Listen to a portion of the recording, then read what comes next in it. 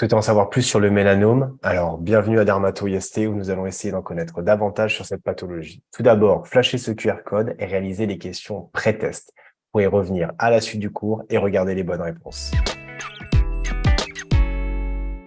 Bonjour, je suis Antoine Bertolotti, enseignant à l'UFR Santé de l'île de la Réunion et je vous propose aujourd'hui de vous traiter le cours sur les tumeurs cutanées épithéliales et mélaniques, partie 2A, c'est-à-dire spécifiquement le mélanome.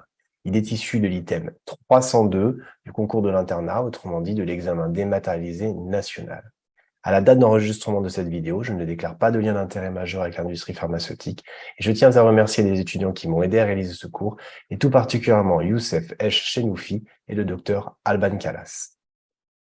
Si c'est la première fois que vous regardez une de ces vidéos, je tiens à vous préciser quelques points d'avertissement. Ce cours est destiné aux étudiants en médecine de la 2e à la 6e année. Certaines notions présentées ici sont volontairement simplifiées pour répondre aux objectifs pédagogiques de ces étudiants.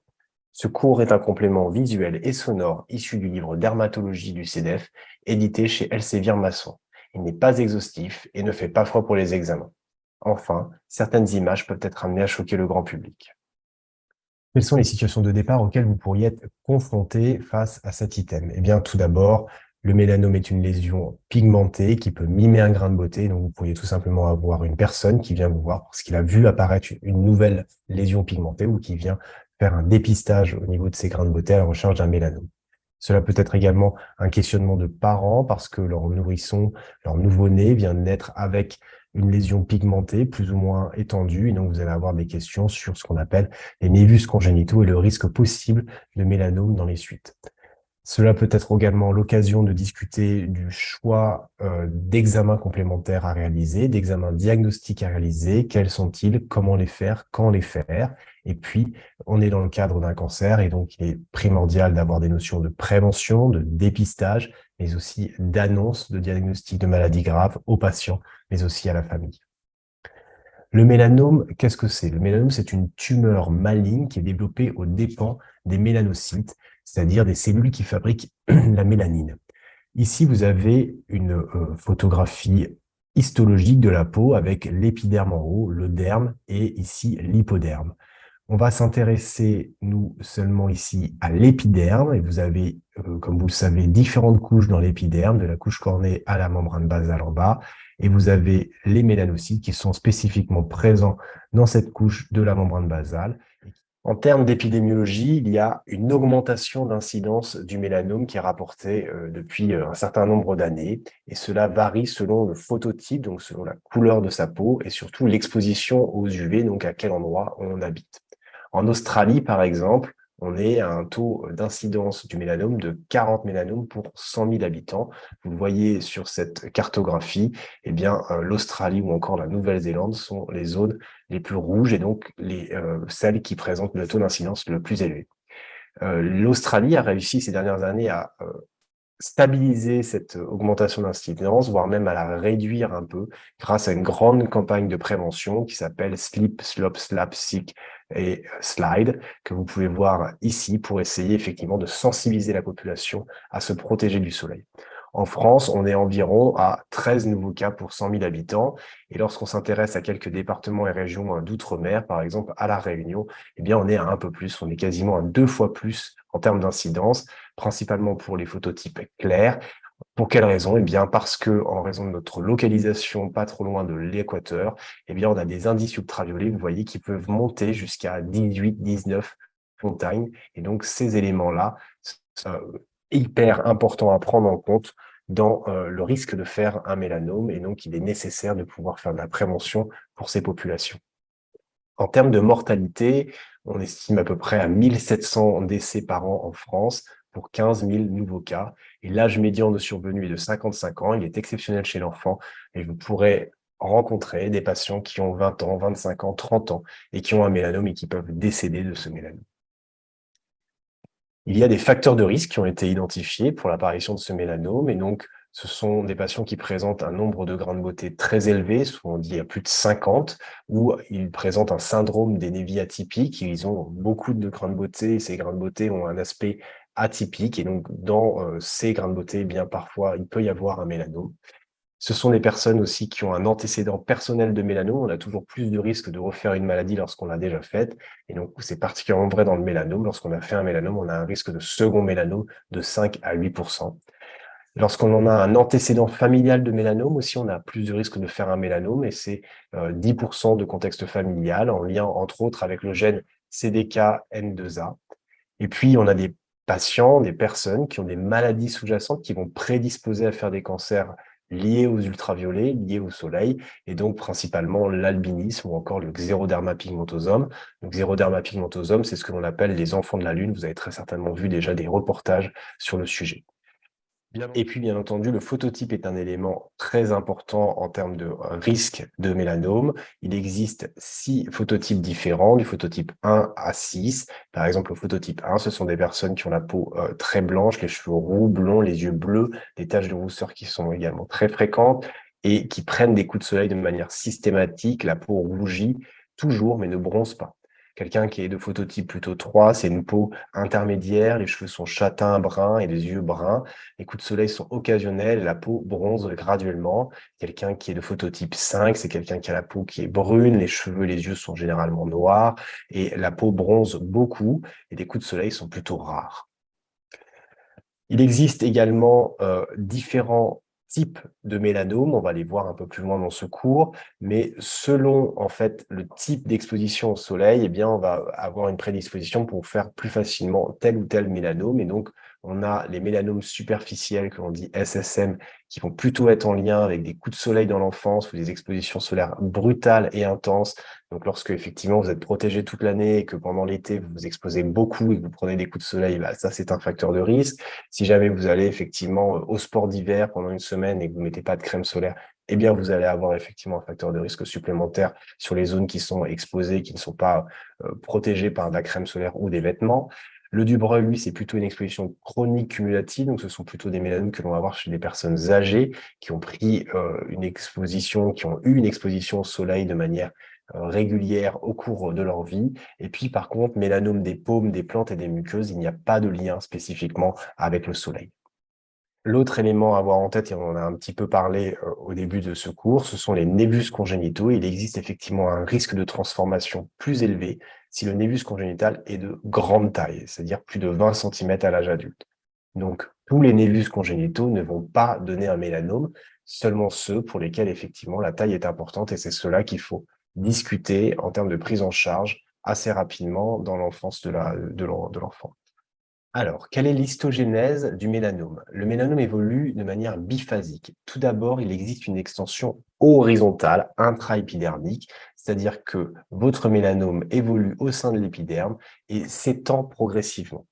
Puis, il va exister une phase invasive, c'est-à-dire qu'il va y avoir une extension cette fois-ci verticale, avec un envahissement au niveau du derme, puis de l'hypoderme. Comme on peut le voir sur cette image, vous avez votre mélanome qui a passé la jonction dermo-épidermique et qui va arriver dans le derme et éventuellement partir au niveau des différents vaisseaux pour pouvoir effectivement entraîner des métastases.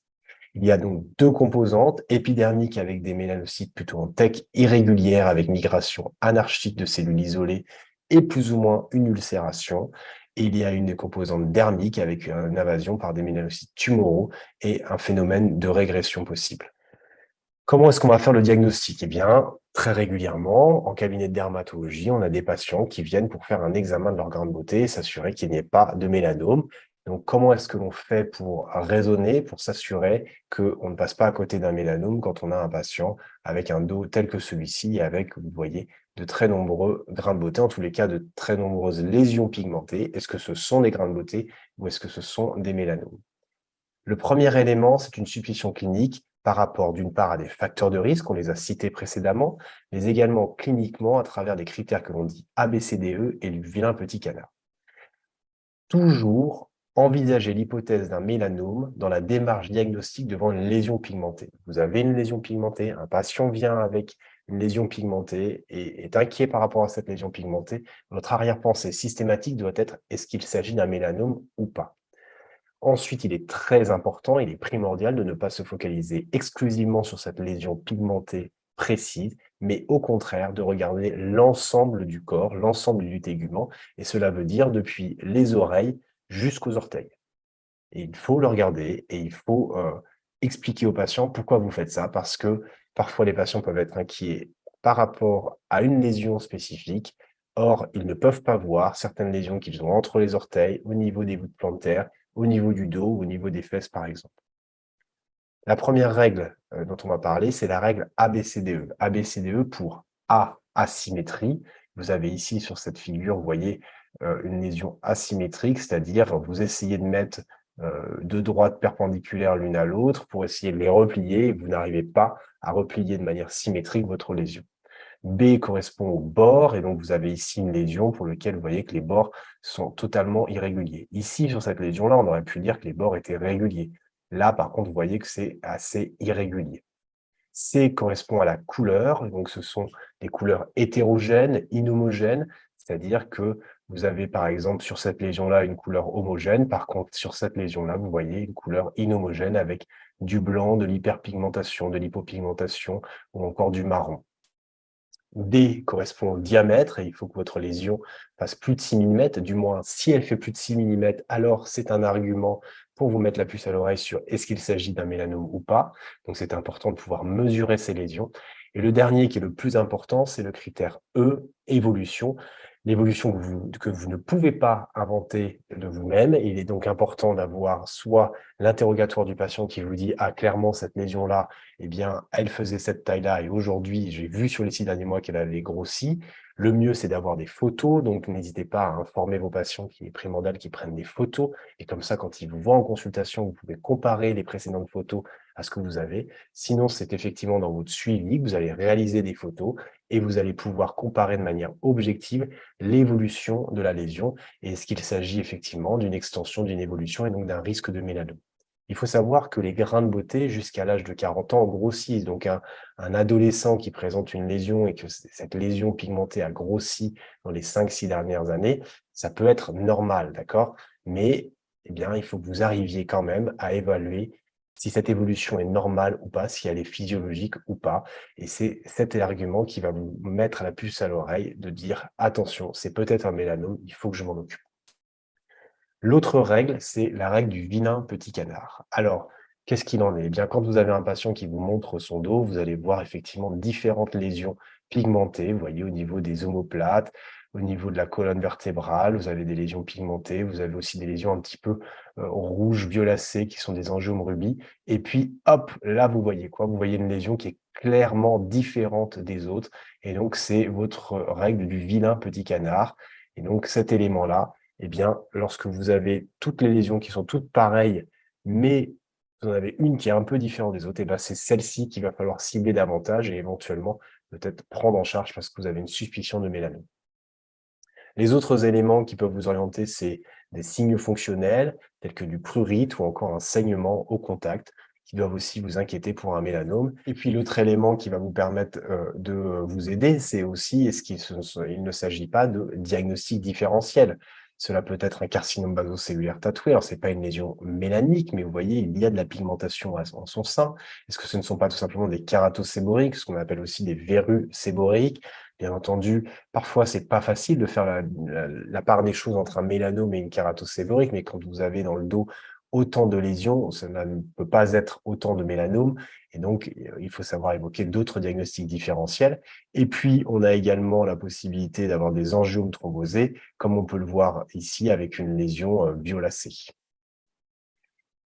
Mélanome typique, il s'agit ici donc d'un mélanome clairement affiché pour lequel vous allez pouvoir objectiver déjà une asymétrie, c'est-à-dire que si vous positionnez aux axes de symétrie, il n'est à aucun moment possible de refermer votre papier.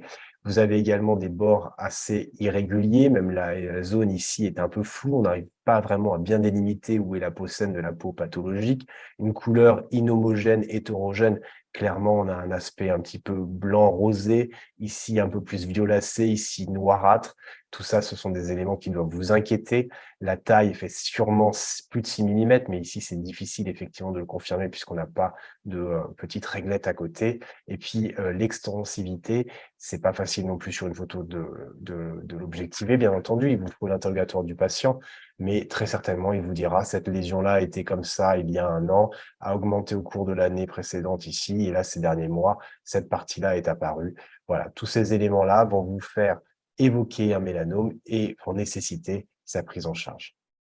Alors, pour vous aider dans le diagnostic, après les critères ABCDE ou encore du vilain petit canard d'un point de vue, macroscopique, eh bien, vous pourrez vous aider du dermoscope. Qu'est-ce que c'est que le dermoscope? C'est un peu l'objet fétiche du dermatologue, c'est-à-dire que c'est une petite loupe sur lequel vous allez avoir une source lumineuse qui va venir, de manière latérale et qui va vous permettre de mieux objectiver votre lésion. Donc vous avez ici l'œil de l'observateur, vous avez la lentille, vous avez la source lumineuse, vous voyez, qui vient un petit peu en diagonale comme ça, qui va vous permettre de mieux voir avec l'aide d'un liquide en immersion la lésion à ce niveau-là et ça va vous permettre d'avoir un peu plus de finesse dans votre examen clinique et sémiologique de la lésion. Donc par exemple, vous voyez cette lésion ici que vous prenez au dermoscope, eh bien vous voyez ici un peu mieux, son pattern, sa description va être un peu plus aisée et vous allez voir qu'effectivement la zone un peu plus claire qu'on voyait là est présente ici. On voit également qu'au niveau des ostiums pilaire, on a une petite hypochromie qui apparaît également. Et ici, vous avez une lésion sur une personne qui a eu donc pas mal d'exposition au soleil, hein. Vous voyez cette poïkilodermie, ces différentes lésions pigmentées présentes sur l'épaule de cette personne. Et quand on regarde au dermoscope plus spécifiquement cette lésion-là, eh bien, on observe une lésion avec un réseau, mais avec des lésions un peu plus floues en bordure. Tout ça vont être des éléments que vous allez analyser et qui va vous permettre de prendre votre décision de faire une prise en charge adaptée pour rechercher un mélanome ou pas. Alors de la même manière, même s'il y a beaucoup plus de règles en dermoscopie et beaucoup plus de finesse à avoir, mais c'est complètement hors programme, eh bien vous pouvez aussi utiliser ABCDE pour vous aider et donc par exemple, vous êtes ici face à une lésion qui est plutôt asymétrique par rapport à celle-ci, avec des bords ici qui sont un peu plus flous, un peu plus irréguliers comparativement à cette lésion-là. Ici, vous avez une lésion avec une couleur clairement hétérogène, hein, vous avez une lésion un peu plus blanche, ici un petit peu plus rouge, noir, alors que là, la lésion est plutôt assez homogène, même si elle est ponctuée de micro petits points, on reste quand même sur quelque chose d'assez homogène. Et là, en termes de diamètre, on n'a pas les réglettes à côté, mais on sent qu'ici, cette lésion est quand même beaucoup plus importante, alors que celle-ci est plus petite. Si on reprend, notre, lésion tout à l'heure vue avec la règle du vilain petit canard et qu'on regarde au dermoscope, qu'est-ce que l'on observe? Eh bien, on a une lésion qui aurait pu être, symétrique. Vous voyez, si j'avais, mis un axe de symétrie ici au milieu, on aurait pu refermer là, sur ces 2 parties. Mais regardez, vous avez cette lésion-là en plus et puis surtout, vous avez toute cette lésion-là un peu rouge, blanchâtre qui apparaît à ce niveau-là et donc l'axe de symétrie n'existe plus.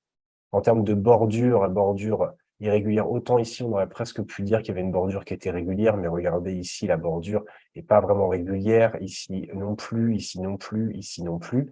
La couleur est clairement hétérogène, on a des lésions qui sont beaucoup plus sombres, des lésions un peu plus bleutées, des lésions un peu rougeâtres. Puis en termes d'évolution, le patient va vous dire ou la femme du patient va vous dire: «Clairement, cette lésion n'existait pas l'année dernière, elle est apparue assez récemment» et le diamètre vous l'avez ici, vous pouvez compter le nombre de millimètres, on est déjà à bien plus de 6 millimètres pour cette lésion. Alors, qu'est-ce que l'on va faire pour avoir ce diagnostic? On va réaliser une exérèse à visée diagnostique et ce qu'il faut bien avoir en tête dans ce chapitre, c'est que donc toute lésion suspecte de mélanome nécessite une exérèse rapide à visée diagnostique. Il va falloir donc informer votre patient, vous allez réaliser une anesthésie locale et vous allez réaliser une exérèse complète. Ça veut dire que vous n'allez pas réaliser une biopsie. On ne biopsie pas une lésion pigmentée. On ne vient pas prendre un petit bout de cette lésion parce que éventuellement l'anatomopathologiste pourrait très bien vous répondre: «Ah bah non, sur cette lésion-là, l'organisation architecturale des différents, mélanocytes, me semble normale» et donc il va vous dire: «Il n'y a pas de mélanome», alors que finalement, probablement que si on avait biopsié là, on aurait eu, des lésions beaucoup plus typiques d'un mélanome. Donc il est primordial impératif de réaliser une exérèse complète de la lésion et donc pour cela, bah, parfois il faut utiliser plutôt un bistouri pour pouvoir retirer l'ensemble de la lésion, afin de pouvoir faire un diagnostic de certitude au niveau anatomopathologique. Alors, ensuite, ça va être le travail de l'anatomopathologiste de pouvoir vous aiguiller sur, d'une part, la confirmation anatomopathologique, mais également à vous aider à classifier au niveau histopronostic. Le premier élément qu'il va réaliser, c'est qu'il va affirmer la nature mélanocytaire. Il va réaliser des immunohistochimies et entre autres, par exemple ici, du mélan A qui va permettre de spécifiquement cibler en rouge ici les divers mélanocytes. Il va également ensuite affirmer la malignité et son sous-type anatomoclinique. Vous avez ici différentes photos cliniques, dessins, mais également examens microscopiques au faible grossissement et de plus en plus au fort grossissement. Il va vous permettre de vous dire, bah, c'est plutôt finalement un névus, c'est plutôt un névus dysplasique, c'est plutôt un mélanome in situ, ou alors c'est même un mélanome invasif, et où on va voir effectivement des cellules de manière plus ou moins disparates, plus ou moins profondes dans le derme. Il va également vous donner un indice. Il va vous donner éventuellement l'indice de Clark, qui est un ancien indice qui a été employé pendant longtemps, et vous voyez qu'il correspond à un envahissement de la lésion, soit au niveau de l'épiderme, soit au niveau du derme superficiel, soit au niveau du derme profond. Mais maintenant, on utilise surtout l'indice de Breslow, qui est l'épaisseur maximale de la tumeur. C'est-à-dire que l'anatomopathologiste va venir calculer la distance qu'il existe entre la cellule la plus haute et la cellule la plus basse. On le voit aussi ici, la cellule la plus haute dans la couche granuleuse et la cellule la plus profonde qui peut être jusqu'à l'hypoderme parfois. Il va également vous donner d'autres indicateurs tels que l'ulcération. Est-ce qu'il y a une ulcération qui est présente au niveau du mélanome?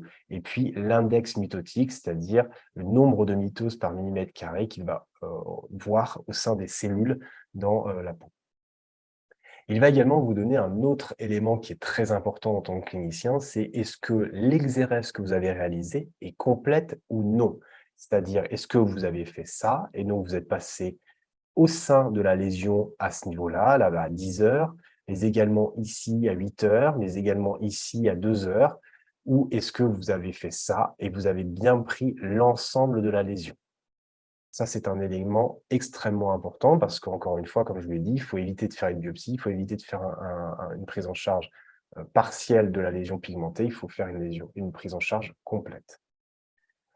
Et puis, l'autre élément qu'il va pouvoir réaliser, ce sont la recherche de différentes mutations et principalement la mutation BRAF sur la pièce. Et cela va être des indicateurs de plus ou moins bon ou mauvais pronostic et surtout, cela va vous aider si vous êtes amené à utiliser des thérapies ciblées lorsque l'on est face à des mélanomes le nécessitant. Alors, il existe différents mélanomes. Le premier mélanome, c'est le mélanome à extension superficielle, que l'on dit SSM. Cela concerne 60 à 70 des mélanomes et comme on le précisait tout à l'heure dans l'histoire évolutive du mélanome, c'est un mélanome qui a une phase d'extension initiale horizontale dans l'épiderme pendant parfois plusieurs mois, plusieurs années et il va avoir à un moment une phase d'extension verticale qui va donc descendre dans le derme et vous pouvez voir ici cette lésion plutôt de phase d'extension horizontale ici, et vous avez ici une lésion nodulaire, un nodule de perméation qui va lui plonger en profondeur. Il existe également les mélanomes nodulaires, donc vous voyez ici qu'il n'y a pas de phase d'extension spécifiquement latérale horizontale, c'est une lésion nodulaire, donc c'est 15 à 20 des mélanomes, et ce sont des lésions de très mauvais pronostic, vous en doutez bien, puisqu'on a dit que l'indice de Breslow était un élément majeur en termes de pronostic, et l'indice de Breslow, c'est la hauteur du mélanome, donc la hauteur de la cellule la plus haute à la plus basse, et lorsque vous avez un nodule, vous avez forcément une hauteur plus importante que dans un mélanome superficiel. Ici, vous avez un mélanome donc nodulaire hyperchromique, mais ici, vous avez également un mélanome, mais que l'on dit achromique. Vous voyez, c'est un nodule rosé. Et donc, c'est important aussi de savoir évoquer le diagnostic de mélanome face à ce type de nodule. Il existe également une troisième catégorie que l'on appelle mélanome acral, un mélanome acro-lentigineux, c'est 5 des mélanomes et donc principalement ce sont des lésions qu'on va retrouver au niveau acral, au niveau palmoplantaire, au niveau des ongles et principalement chez les patients plutôt de phototype 5 ou 6. Souvenez-vous, je vous ai dit tout à l'heure que le soleil n'avait pas forcément d'implication dans ces lésions-là. On le comprend bien, ce sont des lésions qui sont plutôt protégées du soleil, donc c'est un autre mécanisme qui fait apparaître ce type de mélanome. Le mélanome de Dubreuil, 10 Ce sont plutôt des mélanomes de sujets âgés, avec une héliodermie, donc en pris du soleil, avec une exposition plutôt chronique. On en parlait également au début en termes de type d'exposition au soleil, et donc plutôt sur des zones photo-exposées, principalement le visage. Ce sont des mélanomes qui peuvent prendre vraiment beaucoup de temps à évoluer. Ça peut être 3 ans, 5 ans, même parfois 10 ans. Et puis, au bout d'un moment, vous avez également un nodule de perméation qui peut arriver et qui va à nouveau plonger au niveau du derme et entraîner des complications plus générales. Enfin, il existe des mélanomes muqueux au niveau génital, ORL, buccal. Ça reste très rare, mais ça existe. En termes de pronostic, donc on en a déjà pas mal parlé, c'est l'indice de Breslow qui est vraiment l'élément pronostic principal. Il n'y a pas que ça, mais vraiment retenez cet indice. C'est cette épaisseur tumorale qui va conditionner le pronostic du patient. En termes de classification internationale selon Breslow, eh bien, le stade 1, c'est un patient qui présente un mélanome de Breslow inférieur à 1 millimètre, plus ou moins avec ulcération, ou inférieur à 2 millimètres sans ulcération. Essayez d'imaginer que si vous avez une ulcération, finalement, eh bien, vous ne savez plus à quelle hauteur était la cellule la plus haute, et donc ça fausse un peu votre indice de Breslow. Le stade 2A-2B, c'est un Breslow inférieur à 2 millimètres avec ulcération ou inférieur à 4 millimètres sans et avec ulcération, ou encore supérieur à 4 millimètres sans ulcération. Et puis le stade 2C, c'est un Breslow à partir de 4 millimètres avec ulcération. Le stade 3, c'est le stade avec des métastases en transit ou des ganglions régionaux qui sont envahis. Le stade 4, ce sont des lésions à distance, donc au niveau du foie, au niveau du poumon, au niveau du cerveau, au niveau de tous les organes possibles que vous pouvez avoir. En termes de risque évolutif, eh bien, les risques sont corrélés aux paramètres histopronostiques. Donc, on a bien entendu parler de l'indice de Breslow, et donc, en fonction, eh bien, vous pouvez avoir des récidives locales, c'est-à-dire que votre patient a eu un mélanome et quelques années après, quelques mois après, eh bien, il présente à nouveau sur la cicatrice de la chirurgie un mélanome.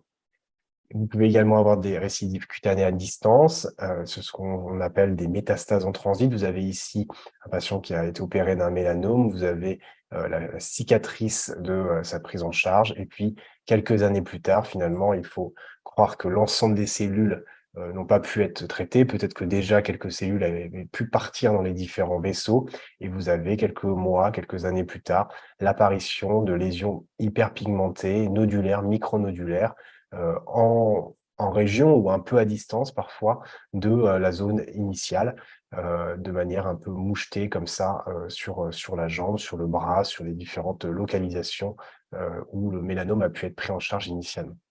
Puis vous pouvez avoir des métastases ganglionnaires régionales. Donc si on prend cet exemple, eh bien vous pourriez avoir une adénopathie au niveau poplité, vous pourriez avoir une adénopathie au niveau inguinal. Donc si vous faisiez une scintigraphie, ben, vous pourriez avoir un hypermétabolisme au niveau de la région inguinale spécifiquement. Et là, on voit ici un PET scanner, vous voyez des fixations vraiment très diffuses sur l'ensemble du corps, avec des hypermétabolismes sur la peau, mais également au niveau de différents organes tels que le foie. Au niveau du cerveau, il y a aussi de nombreuses métastases qui sont décrites dans le mélanome. Ici, ce n'est pas une grosse métastase, hein. Rappelez-vous juste que le PET scan entraîne une hyperfixation, un hypermétabolisme en lien avec les médicaments, en lien avec les produits qui sont administrés, et le cerveau n'est pas interprétable dans le TEP scanner, et c'est pour ça qu'il est nécessaire de faire un scanner, ou même mieux, une IRM cérébrale, pour pouvoir objectiver ces différentes métastases. Le risque épidémiologique, eh bien, on sait qu'on a un risque plus important de second mélanome primitif, hein, donc c'est pas une récidive, c'est juste que comme on a des facteurs de risque pour en faire un, eh bien, on a plus de risques d'en faire un deuxième. Et puis, bien entendu, comme le mélanome est lié aux indices ultraviolets, à l'ensemble du soleil que l'on a pu recevoir au cours de notre vie, eh bien, on peut être aussi amené à faire d'autres carcinomes de type carcinome épidermoïde, de type carcinome basocellulaire. Et donc, je vous renvoie sur le cours dédié sur ce chapitre. Donc le pronostic selon le stade, eh bien, si on est en stade 1-2 selon les critères histologiques, eh bien, l'indice de Breslow est vraiment primordial pour vous aiguiller dans cette prise en charge et dans le pronostic possible du patient. Donc c'est l'épaisseur tumorale histologique maximale, mais on a également l'ulcération clinique et ou histopathologique qui a une valeur plutôt péjorative. Il existe également l'index mitotique qui est le nombre de mitoses par millimètre carré. Au stade 3, donc au stade ganglionnaire, c'est plutôt le nombre et la taille des ganglions envahis ou la présence d'une rupture capsulaire ou d'une ulcération. Une rupture capsulaire, comprenez bien que si votre ganglion il est envahi, eh bien, et qu'il reste contenu, c'est de meilleurs pronostics que si le ganglion est envahi et que le mélanome a déjà réussi à franchir l'enveloppe du ganglion et donc est à risque de se disséminer encore de manière plus large, localement, mais également à distance. Et puis, ce sont aussi des traitements adjuvants qui ont pu être employés ou qui vont être employés, tels que des immunothérapies ou des thérapies ciblées, donc des anti-PD-1 ou des inhibiteurs du BRAF ou de MEK. Le stade 4, c'est bien, c'est le stade des métastases à distance et donc les éléments pronostiques, cela va être le taux élevé de LDH, mais c'est également la masse tumorale élevée, est-ce qu'il y a plus de 3 organes atteints, est-ce qu'il y a plus de 3 métastases hépatiques, est-ce qu'il y a plus de 3 métastases cérébrales, est-ce qu'il y a des métastases cérébrales symptomatiques? Eh bien, tout cela vont être des éléments qui vont rentrer dans la balance en termes de pronostic. Mais encore une fois, et ça c'est vraiment extraordinaire, depuis une dizaine d'années, on observe vraiment des pronostics totalement améliorés par les nouveaux traitements et donc tels que l'immunothérapie de type anti-PD-1, mais aussi les anti-CTLA-4, les inhibiteurs de BRAF et de MEK. Et donc on est dans une pleine révolution médicale pronostic pour ces patients qui avaient une espérance de vie plutôt faible au préalable et qui maintenant voient effectivement leur espérance de vie augmenter d'année en année grâce à ces nouvelles thérapeutiques. En termes de prise en charge, eh bien, le bilan initial consiste en, pour les stades, un examen clinique complet. Encore une fois, vous avez un patient qui a un mélanome, eh bien, il faut s'assurer qu'il n'y ait pas un deuxième mélanome. Il n'en aura pas non plus 10, mais il peut avoir un deuxième mélanome primitif.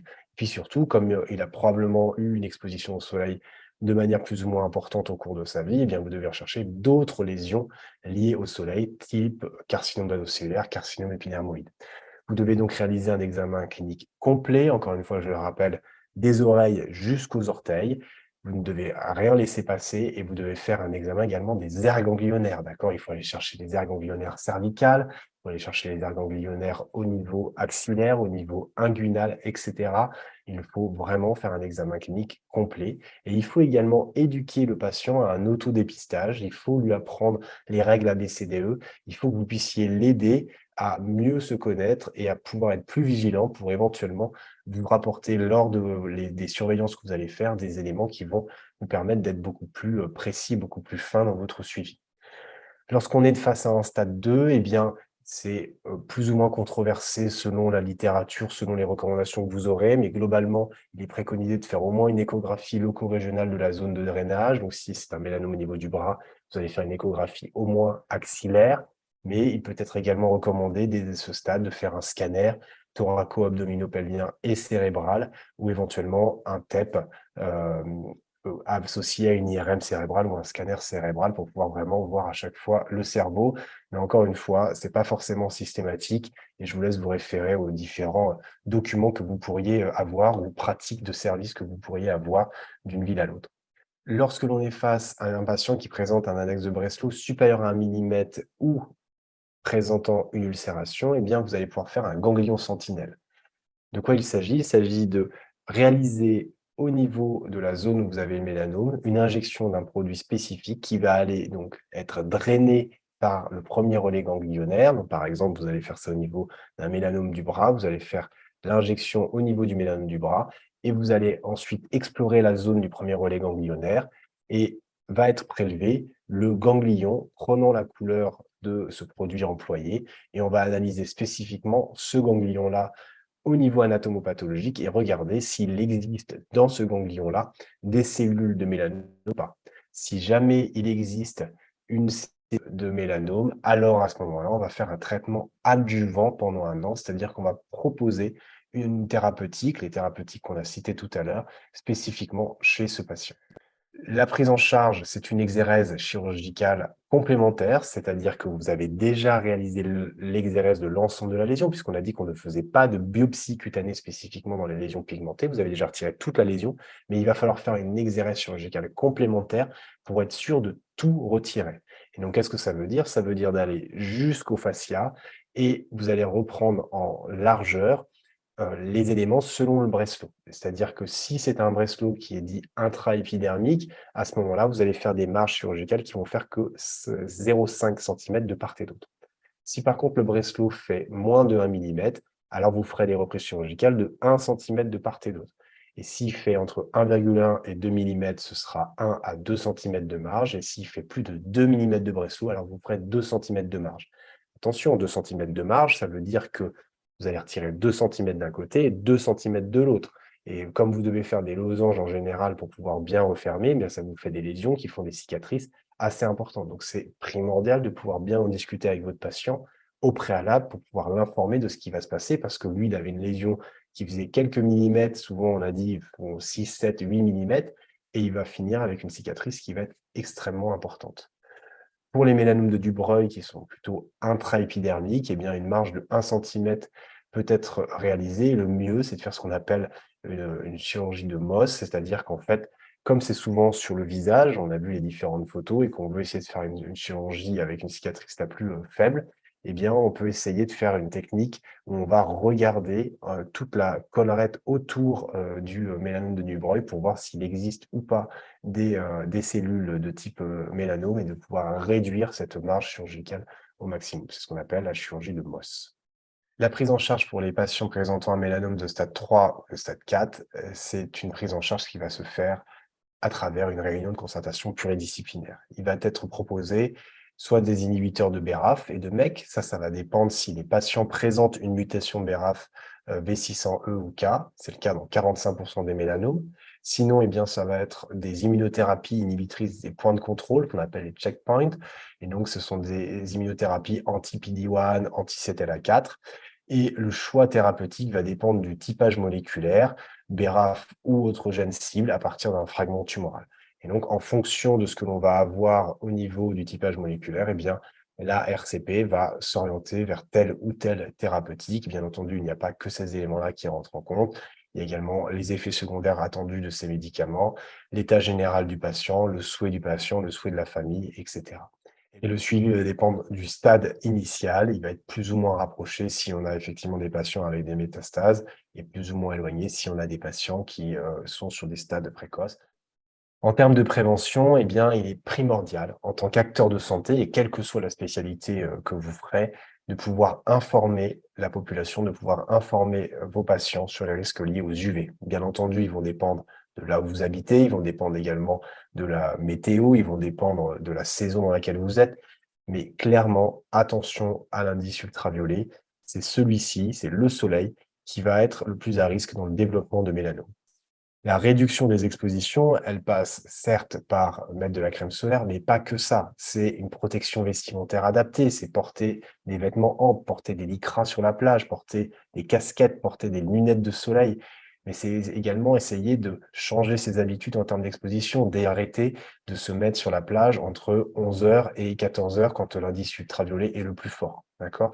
C'est vraiment de pouvoir sensibiliser vos patients, sensibiliser la population à ces éléments-là parce qu'après, c'est un vieillissement de la peau qui est accéléré, c'est des carcinomes basocellulaires, c'est des carcinomes épidermoïdes et c'est du mélanome. La prévention secondaire, donc, c'est améliorer le pronostic par un dépistage précoce du mélanome, c'est-à-dire que du côté des médecins, c'est de pouvoir au moins connaître la règle ABCDE, A, asymétrie, B, bord irrégulier, C, couleur hétérogène, D, diamètre supérieur à 6 millimètres et E, évolutivité, mais c'est également connaître la règle du vilain petit canard, et donc ça veut dire regarder l'ensemble du tégument de la personne, l'ensemble de sa peau, des oreilles jusqu'aux orteils, et à ce moment-là, identifier s'il y a effectivement une lésion qui est plus atypique par rapport aux autres. Et lorsque l'on a un doute, référer un expert ou réaliser une exérèse. Maintenant, il ne faut pas non plus réaliser des exérèses à tout va au risque d'entraîner des cicatrices chez les patients de manière inappropriée. Il faut trouver le juste milieu, il vaut mieux en faire un peu plus que pas assez, mais bien entendu, soyez quand même rigoureux par rapport à ça et n'allez pas retirer n'importe quel grain de beauté, ce serait dommage également pour le patient. En termes de population générale, bah, c'est d'informer cette population et de s'assurer qu'ils puissent être sensibilisés à cette question et qu'ils puissent réaliser un dépistage lorsque c'est nécessaire selon leurs facteurs de risque par rapport à l'exposition au soleil, par rapport à leurs antécédents personnels, par rapport à leurs antécédents familiaux, par rapport à des maladies préexistantes, mais également un suivi. Et il faut faire absolument attention lorsqu'on a un patient qui a eu un mélanome, de pouvoir continuer à le suivre plus ou moins régulièrement en tous les cas dans les premières années, et puis après qu'il soit bien sensibilisé au risque de pouvoir faire un autre mélanome et qu'il puisse consulter le plus rapidement possible lorsqu'il a un doute. Les points clés par rapport au mélanome, c'est toujours envisager l'hypothèse d'un mélanome devant une lésion pigmentée.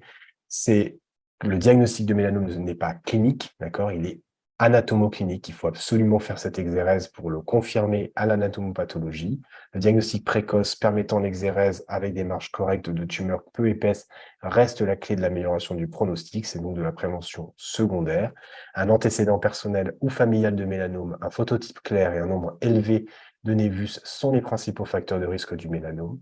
Le soleil est le principal facteur environnemental à impliquer et les expositions intermittentes et coups de soleil dans l'enfance ou à l'âge adulte sont vraiment les éléments les plus importants dans le développement du mélanome. Donc attention, lorsque l'on est effectivement protégé toute l'année parce que le temps ne permet pas de s'exposer, attention aux périodes de vacances où on va avoir tendance à s'exposer davantage au soleil et pour lequel la peau n'est pas habituée. Et ce sont des facteurs de risque plus importants de développement de mélanome. La plupart des mélanomes naissent de novo. À nouveau, ce n'est pas un grain de beauté qui dégénère en mélanome. Ça reste très, très rare. Ça peut exister, mais ça reste très, très rare. Le mélanome qui est présent est un mélanome nouveau. C'est une nouvelle lésion pigmentée qui n'est pas un grain de beauté, qui est dès le début un mélanome. Les marqueurs pronostiques sont surtout histologiques. Ils sont dominés par l'épaisseur tumorale selon le Breslow, qui guide l'extension de l'exérèse chirurgicale, la présence d'une ulcération et d'un envahissement ganglionnaire. Excepté pour les mélanomes de très faible épaisseur, le risque de récidive existe toute la vie et donc il faut que les patients soient informés. Et s'ils le sont et s'ils appliquent régulièrement les règles ABCDE sur eux-mêmes, qu'ils réalisent un suivi auprès de leur médecin, auprès de leur dermatologue régulièrement, eh bien, ils pourront être amenés à pouvoir être beaucoup plus réactifs pour la prise en charge et plus précocement on prend en charge cette lésion pigmentée atypique et mieux c'est pour le pronostic, pour l'exérèse chirurgicale, etc. Au stade métastatique, à distance, le choix du traitement dépend de la recherche de mutations de certains gènes dans la tumeur, tels que BRAF V600E. Et il existe, comme je vous l'ai dit, une révolution thérapeutique vraiment formidable où l'on peut vraiment voir maintenant une disparition d'un certain nombre de métastases, donc de lésions à distance chez les patients qui avaient un mélanome, grâce à ces nouvelles thérapeutiques. Et ça ne fait que commencer et on a vraiment beaucoup d'espoir pour l'ensemble des patients atteints de mélanome pour les années à venir.